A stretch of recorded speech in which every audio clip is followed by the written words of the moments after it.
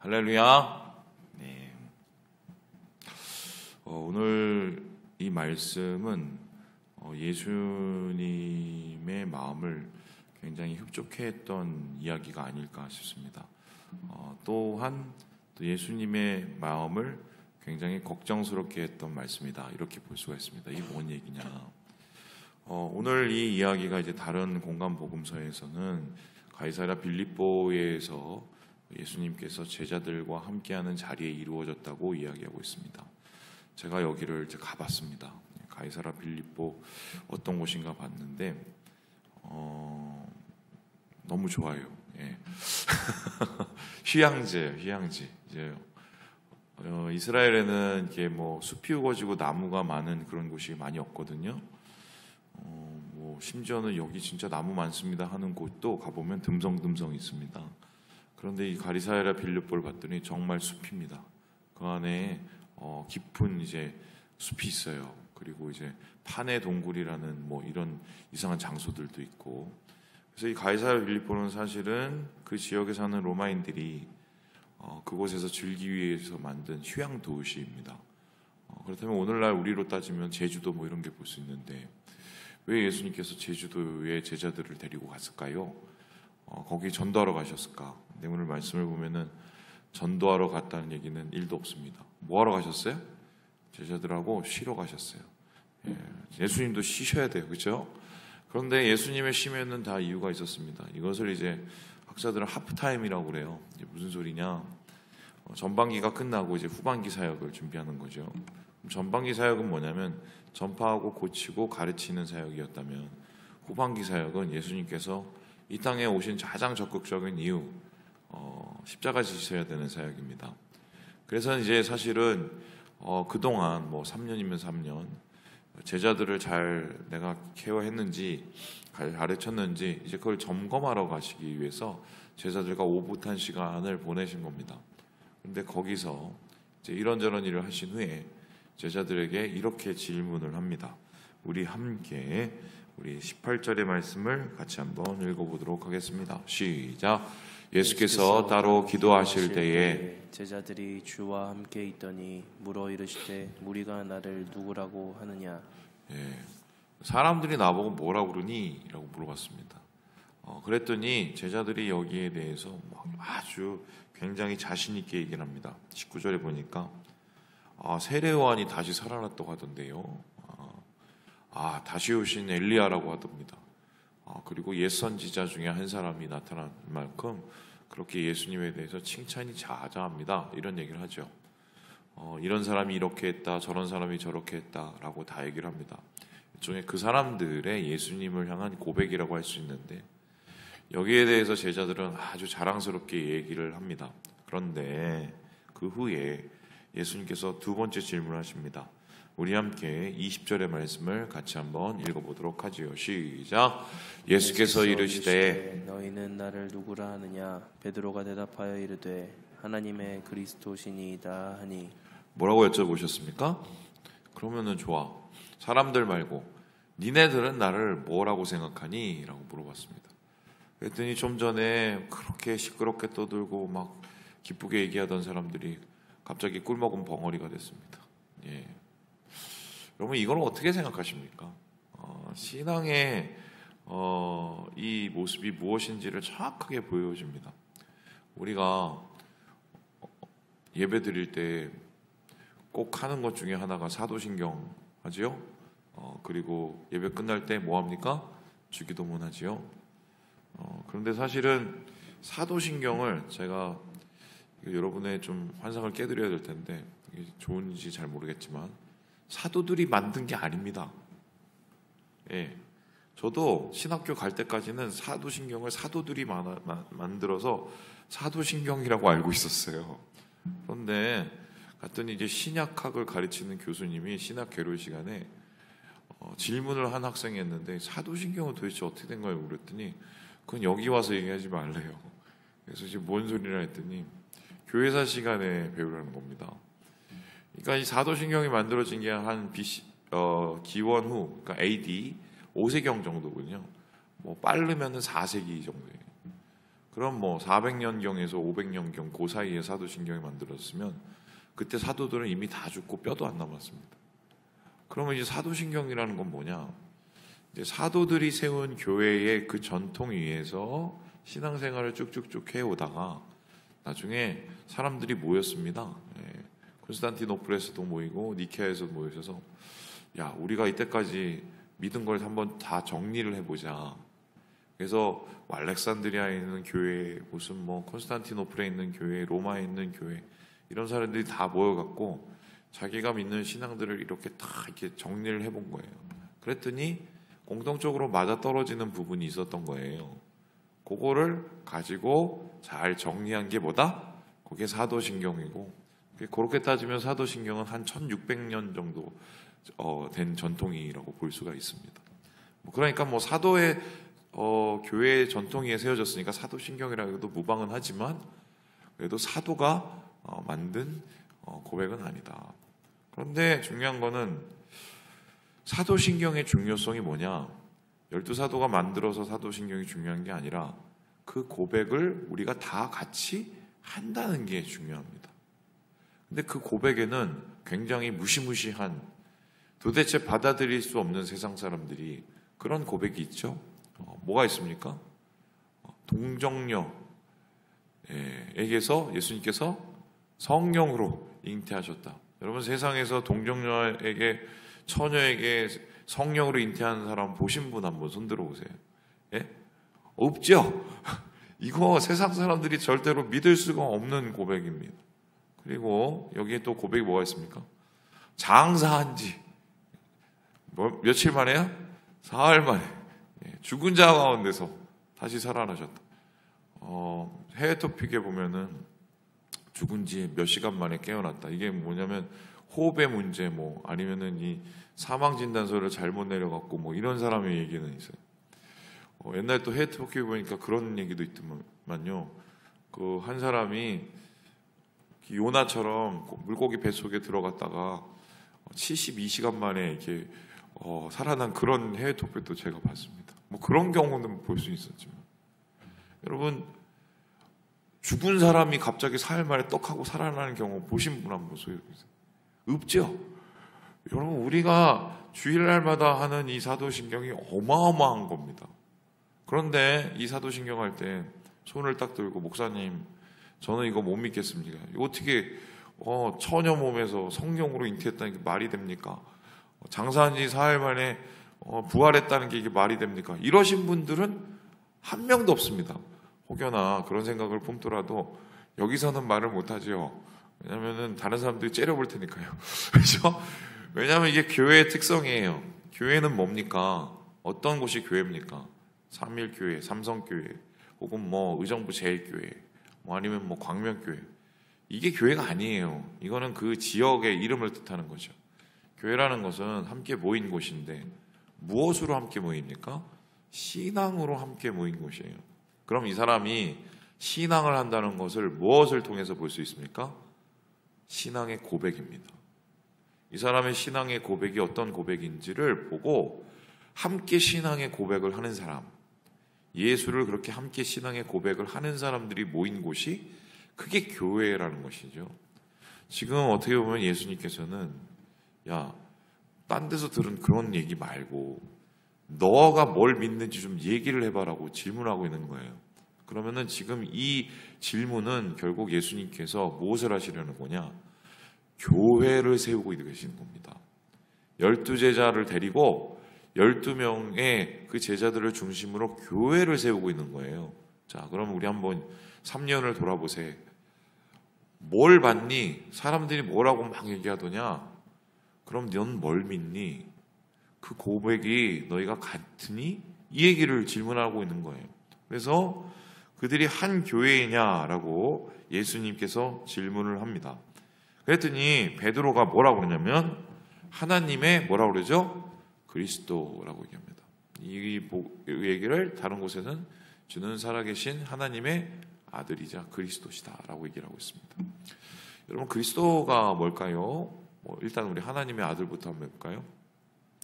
하나님의 아들이라는 것은 바로 하나님을 뜻합니다. 그죠? 뭐 하나님의 아들이라고 그래서 뭐 순위가 1, 2, 3 매겨지는 게 아니라 이게 저희는 삼위일체 하나님을 믿기 때문에 하나님의 아들이라는 것은 하나님의 권위를 부여받은 자라는 뜻이에요. 그래서 곧 하나님을 뜻해요. 자, 그러면 사람이 아니라는 소리입니다. 예수님은 사람이시지만 곧 하나님이라는 이 고백을 하기가 쉬웠을까요? 바로 눈앞에 있는 사람을 보고, 그죠? 그리고 두 번째는 그리스도인데, 이 그리스도는 크리스토스인데 이게 뭐냐면 기름 부음을 받은 이라는 뜻이에요. 기름 부음을 받은 자. 근데 이 크리스토스라는 말은 사실은 이게 헬라어로 번역을 한 말이에요. 그러면 어떤 히브리어 어떤 말을 헬라어로 번역을 했을까?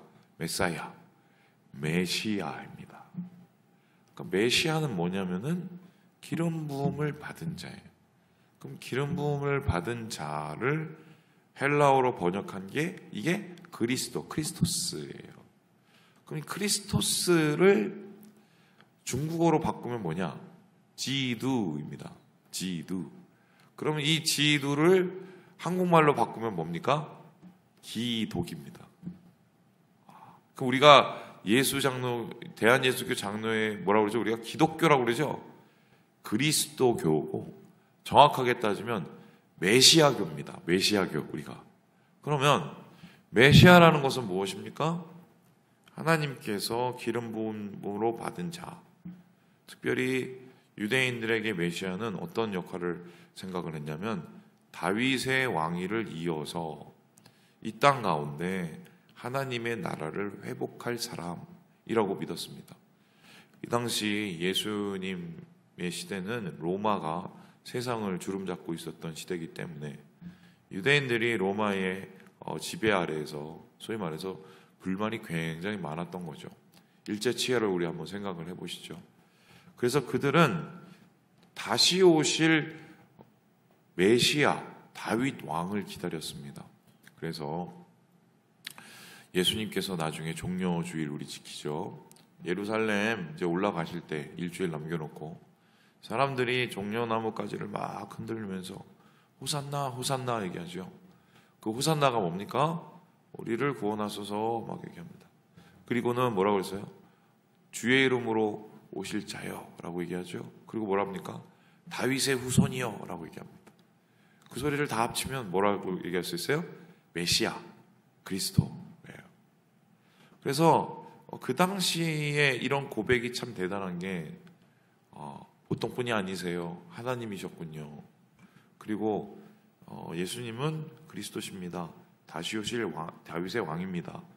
우리의 영광을 회복시킬 자입니다. 라고 고백을 한 것은 사실 12제자가 가지고 있는 예수님에 대한 생각을 말 그대로 갑자기 몇 배 업그레이드 시키는 고백이었어요. 그 소리를 듣고 예수님께서 어떻게 하셨을까? 21절에 보니까 야 이거 말하지 마 라고 했습니다. 왜일까요? 이 말을 하는 순간 여러 가지 문제가 예상되기 때문이죠. 그리스도라고 얘기를 하면은 많은 사람들의 검증이 필요할 때이고 더 중요한 건 하나님의 아들이라는 말을 듣는 순간 신성모독이 됩니다. 당연히. 그러니까 니네만 알고 있어 이렇게 얘기를 합니다. 그러다가 예수님께서 그래 니네가 그렇게 고백을 했으니 이제 드디어 내 정체를 밝혀주마 이러면서 예수님이 하나님의 아들 메시아로서 이 땅에 와서 뭘 할지를 보여줬습니다. 우리 함께 우리 22절의 말씀을 같이 한번 읽어보도록 하지요. 시작. 이르시되 인자가 많은 고난을 받고 장로들과 대제사장들과 서기관들에게 버림받아 죽임을 당하고 제3일에 살아나야 하리라 하시고. 여러분 어떻게 된다고 얘기합니까? 야 나 죽어 이렇게 얘기합니다. 여러분 이 말을 제자들이 특별히 베드로는 어떻게 들었을까요? 좀 전에 분명히 예수님께 칭찬받고 하나님이십니다. 예수님은 다시 오실 다윗의 왕입니다. 라고 고백을 했는데 그러면은 이 베드로의 머릿속에 예수님은 최소한 어떤 분이냐면 만일에 대제사장들 혹은 뭐 서기관들하고 싸워서 이겨야 될 분이에요. 그죠? 하나님의 아들이고 메시아니까. 그죠? 그리고 고난을 받으면 안 돼요. 고난을 받아도 뚫고 일어서서 승리를 거두셔야 되는 분이에요. 왜냐면은 이 나라를 구하셔야 되니까. 그런데 갑자기 예수님께서 그래, 얘기 잘했어. 그러니까 내 정체는 죽는 거야 라고 얘기를 했었을 때 이거를 과연 받아들일 수 있었을까요? 없었을까요? 못 받아들이죠. 뭐 이런 거라고 볼 수가 있습니다. 우리가 생각할 때 하나님 아버지, 하나님 능력이 많으시죠. 우리 예수님 능력이 많으시죠. 예수님 우리에게 복을 주시죠. 우리가 막 기도를 이렇게 막 하지 않습니까? 예수님 오늘도 축복하시고 은혜 주시고 예수님 우리와 함께 해주시고 많은 상황 가운데서 순적한 길을 주시고 막 이렇게 우리가 기도를 합니다. 그런데 그렇게 기도를 했는데 그리고 나서 기도를 하고 집에 가보니 갑자기 일이 터지고 고생을 하고 어려움을 당하고 주위 사람들이 나를 다 괴롭히고 여러분 그런 일이 일어났다고 보십시오. 그러면은 대뜸 어떤 생각이 듭니까? 이거 이상한데? 내가 분명히 그렇게 기도를 했는데 예수님 능력 많으시고 예수님 복을 주시고 예수님 형통을 주시고 예수님 순적함을 주시고 기도했는데 이게 뭐지? 요 느낌이에요. 베드로는 분명히 예수님 보고 하나님이라고 말씀드리고 예수님 보고 메시아라고 얘기를 했는데 나 죽어. 예수님이 죽으면 제자들도 같이 지금 죽는 거 아니에요. 지금 이 상황 속에서 이걸 과연 받아들일 수가 있냔 말이죠. 그런데 제자들 거기에 대해서 그렇게 반응할 때 충격 다 받았어요. 그때 여기엔 나타나 있지 않았지만 베드로가 뭐라고 그러냐면 안 돼요 그랬어요. 제가 그렇게 하지는 않을 겁니다 그랬더니 예수님께서 대뜸 베드로 향해서 뭐라고 그러죠? 야 이놈아 사탄아 이렇게 해서 물러가라. 이 소리는 뭐냐면은 베드로가 사탄이라는 게 아니라 그 말을 한 베드로의 마음에 예수님이 유혹이 되신 거예요. 계속적으로 사탄이 옆에서 유혹을 하는 겁니다. 예수님을. 야 네가 하나님의 아들이거든. 야 그 성전 꼭대기에서 떨어져 봐. 다 살아날걸. 네가 하나님의 아들이거든. 나한테 절해봐. 세상 만국을 다 줄 텐데. 말씀을 무찔르셨잖아. 계속 그 유혹이에요. 나는 죽어야 되는데 계속해서 세상 속에 있는 권력과 세상 속에 있는 미혹들은 예수님 보고 살아라, 잘해라, 잘되라 이렇게 얘기해요. 그러면은 예수님께서 그렇게 베드로를 타이르시고 그렇게 베드로에게 계속적으로 이 얘기를 하신 이유가 뭐예요? 죽어야 모든 이들이 살아나기 때문에 예수님이 단 유대 왕국만 회복시키러 오신 게 아니라 이 땅 가운데 하나님 나라 하나님의 백성들을 다 회복시키러 오시기 위해서 죽으러 오셨는데 그 길을 가로막으니 그걸 되겠어요 안 되겠어요? 그래서 베드로를 향해서 자신이 어떤 일을 해야 되는지를 정확하게 표현해 주시는 거죠. 한 면만 보고 있는 베드로의 눈의 시각을 열어서 모든 것을 볼 수 있는, 그래서 모든 이들을 구원하는 하나님의 그 능력을 보게끔 예수님께서 이 지평을 새롭게 열어주신 게 된 거죠. 자, 그렇다면은 질문을 해보겠습니다. 이렇게 예수님께서 지평을 열어주실 때 베드로와 제자들의 눈이 활짝 열렸을까요? 안 열렸습니다. 그리고는 어떻게 되느냐? 이렇게 예수님께서 말씀을 더하시는데요. 우리 함께 26절의 말씀을 같이 한번 읽어보도록 하겠습니다. 시작. 누구든지 나와 내 말을 부끄러워하면 인자도 자기와 아버지와 거룩한 천사들의 영광으로 올 때에 그 사람을 부끄러워하리라. 나를 부끄러워하지 마. 내가 죽는 것을 부끄러워하지 마. 이렇게 얘기를 하고 계십니다. 한마디로 너희들이 이게 잘 이해가 안 될 수는 있어. 하지만 난 분명히 이 길을 가야 되고 또한 이 길 속에서 이루어야 될 것이 있기 때문에 그것이 닥쳐왔을 때 절대로 겁내지 마. 그것을 부끄러워하지 마 라고 얘기를 합니다. 그런데 여러분 아시는 것처럼 예수님 십자가에 매달리셨을 때 제자들 다 어디 갔습니까? 다 부끄러워하면서 도망갔어요. 베드로는 어디 갔습니까? 소녀의 한 얘기에 부끄러워하면서 3번이나 부인하고. 저는 예전에 그런 베드로의 모습을 보면서 야, 뭐 인간이 이러냐 이랬어요. 제가 군대 가서 똑같이 했어요. 나중에 얘기해 드릴게요. 똑같이 이렇게 했어요. 똑같이. 인간이 그래요. 인간이. 그렇다면 오늘의 이 이야기를 통해서 우리가 좀 알게 되는 것은 무엇일까요? 저는 그렇게 생각해요. 이 글을 기록한 누가, 마태, 마가가 제자들을 통해서 이 이야기를 들었을 거란 말입니다. 그때 이제 제자들의 얘기를 들으면서 제자들이 이 얘기를 할 때에 심정이 어땠을까? 아마 이제 그때를 추억하면서 예수님이 사실 우리 그때 올라와서 그렇게 이렇게 얘기를 했는데 우리가 막 그렇게 고백을 하고 그랬고 예수님 막 그때 막 잠깐 승질내셨다가 부끄러워하지 말라고 그랬는데 야 우리 다 도망갔어야. 그들에게는 흑역사예요. 그죠? 그리고 이때 이 이야기의 뜻을 제대로 이해한 사람이 아무도 없었어요. 십자가가 끝날 거라고 생각했거든요. 그게 다 끝이라고 생각을 했거든요. 돌아보니까 이제서야 깨닫게 해주신 거죠. 와, 돌아봤더니 이게 참 내가 그렇게 그 모양인데도 예수님은 그 길을 쭉 계속 가시고 우리를 위해서 그 구원을 이루어 주시고 또 그렇게 부끄러워하는 우리를 버리질 않으셨네.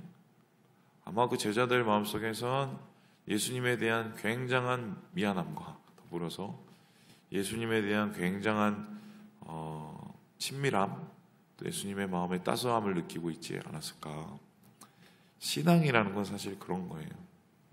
신앙이라는 건 주님을 향해서 담대히 고백하는 것도 신앙이지만 나에게 함께 하신 부족한 나를 건져내신 하나님의 그 손, 예수 그리스도의 그 손을 잊지 않는 게 이게 신앙입니다. 사실 우리의 대부분의 신앙은 그렇게 예수님의, 우리 하나님의 은혜로 새겨져 있는 게 대부분이죠. 예, 말씀을 마칩니다. 사랑하는 여러분, 예수님께서 우리를 위해서 걸어가신 그 십자가, 제자 한 명 한 명을 살리기 위해서 붙잡으신 그 손길을 기억하시고 오늘 하루를 주님의 따뜻함 가운데 살아가셔서 하나님의 승리를 이루시는 우리 모든 형제 자매들 되시길 주님의 이름으로 축원합니다.